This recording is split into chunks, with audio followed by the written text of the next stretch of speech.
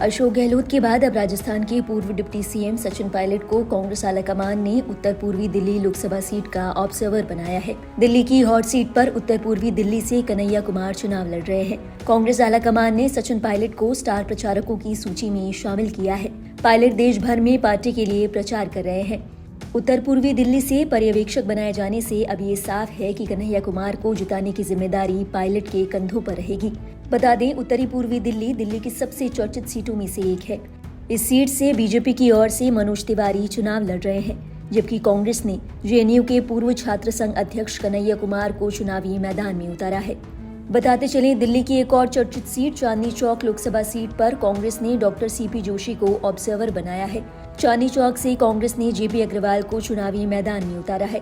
उनका मुकाबला भाजपा के प्रवीण खंडेलवाल से होगा। ऐसे में सचिन पायलट और सीपी जोशी इन दोनों सीटों पर चुनाव प्रबंधन और प्रचार अभियान का जिम्मा संभालेंगे। दिल्ली की ओर से दो चर्चित सीटों का ऑब्जर्वर बनाए जाने के बाद सचिन पायलट और डॉक्टर सीपी जोशी को पार्टी ने अहम जिम्मेदारी सौंपी है। सचिन पायलट राजस्थान की कई लोकसभा सीटों पर चुनाव प्रचार में सक्रिय रहे हैं। इनके अलावा वे छत्तीसगढ़ के प्रभारी महासचिव भी हैं। उन्होंने देश के कई अन्य प्रदेशों में भी कांग्रेस की चुनावी रैलियां और रोड शो करवाए हैं। वहीं पूर्व विधानसभा अध्यक्ष डॉक्टर सीपी जोशी खुद राजस्थान की भीलवाड़ा सीट से चुनाव लड़ रहे हैं। याद दिला दें कि इससे पहले कांग्रेस पार्टी छत्तीसगढ़ के पूर्व सीएम भूपेश बघेल को रायबरेली और राजस्थान के पूर्व सीएम अशोक गहलोत को अमेठी का वरिष्ठ पर्यवेक्षक बना चुकी है। गौरतलब है, कन्हैया कुमार के लिए खुद कांग्रेस नेता राहुल गांधी पैरवी कर चुके हैं। इस सीट से पार्टी के दिल्ली प्रदेशाध्यक्ष अरविंद सिंह लवली चुनाव लड़ना चाहते थे। स्क्रीनिंग कमेटी ने उनके नाम का प्रस्ताव भी रखा, लेकिन मामला उलझ गया।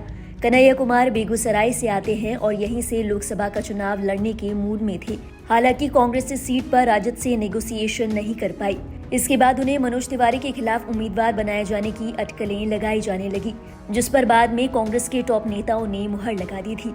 बता दें, बेगूसराय की सीट वाम दलों के खाते में जाने के बाद चर्चा थी कि कन्हैया कुमार को दिल्ली की किसी सीट से उतारा जा सकता है। वहीं बात करें उत्तर पूर्वी दिल्ली की, तो मनोज तिवारी पहले से ही यहां से सांसद है। भाजपा ने 7 सीटों में से इस बार केवल इसी सीट पर भाजपा के उम्मीदवार को रिपीट किया है।